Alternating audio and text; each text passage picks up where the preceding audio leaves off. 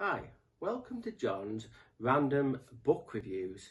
Going out on a bit of a limb here, but we're going to do a review of this book. And this is the second novel by Max Porter, and it's called Lanny. So we're going to go into a little bit of the plot, and we're going to tell you whether it's the book for you. I personally think, I'm not that well read, but I personally think this is one of the greatest work of fiction in the last decade. So the only other book I can sort of compare it to, like I said, I haven't read all the Booker Prize winners, but the only book I compare it to is Juliet Barnes' A Sense of an Ending. Different books really, but anyway. So, Max Porter, this is his second novel, like I said. I'll just have to look at my notes. The first novel was called Grief is a Thing with Feathers, and this is a second novel called Lanny, and it was the shortlisted for the Booker Prize.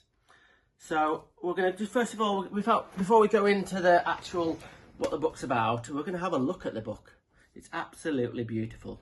This is actually my brother's. I borrowed it off my brother. But anyway, so this is the hardback edition of Lanny by Max Porter. Lovely cover, sort of like a dark, nearly black, and sort of like the actual lettering that the Max Porter and the you can't really see are actually embossed onto the paper.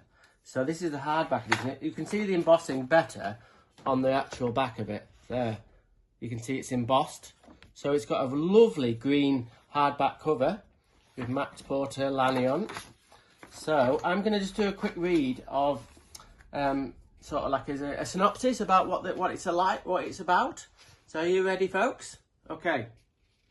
Not far from London, there's a village. This village belongs to the people who live in it, and to those who lived in it hundreds of years ago. It belongs to England's mysterious past and its confounded present. It belongs to Mad Pete, the grizzled artist, to Ancient Peggy, gossiping at her gate, to families dead for generations, and to those who have only recently moved here. But it also belongs to dead Papa Toothwort, who has woken from his slumber in the woods. Dead Papa Toothwort, who is listening to them all.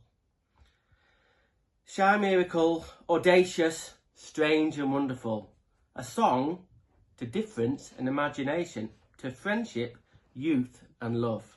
Lanny is the globally anticipated new novel from Max Porter. So wow, that's pretty cool. Now what's interesting about, before we go into the story, Max Porter's decided to actually have the book set out in a very unusual way. So if I'm going to flip through some of the pages, so the actual the story is in sort of now this like this small font here, and then when Dead Papa Toothwort is talking, it's in a darker font, and then when there's narrative from other people in the village, look at it, it's in another font. It's all over the place. It goes up and down, and look at it, it's all crisscrossed, and it's absolutely fantastic. So you could say that the actual book was a work of art. It's a beautiful book, and so one thing about the book, it's not easy reading. It's not one of them books where you kind of like sit on the side of the swimming pool on holiday and you kind of like, and just, it's like a pulp read. This isn't. You've got to be in a quiet place and you've got to pay attention, because it's almost written like poetry or prose.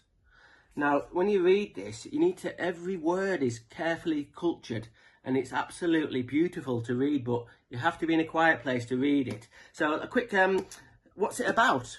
It's about a young lad in his primary school age, lives in a small village just outside London.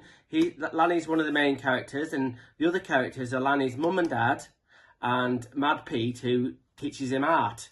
So this is a book about that, but also about Dead Papa Toothwort, who's a mythical figure, like the Green Man, like sort of like a folklore out of a town, sort of a figure, imagination and nightmares.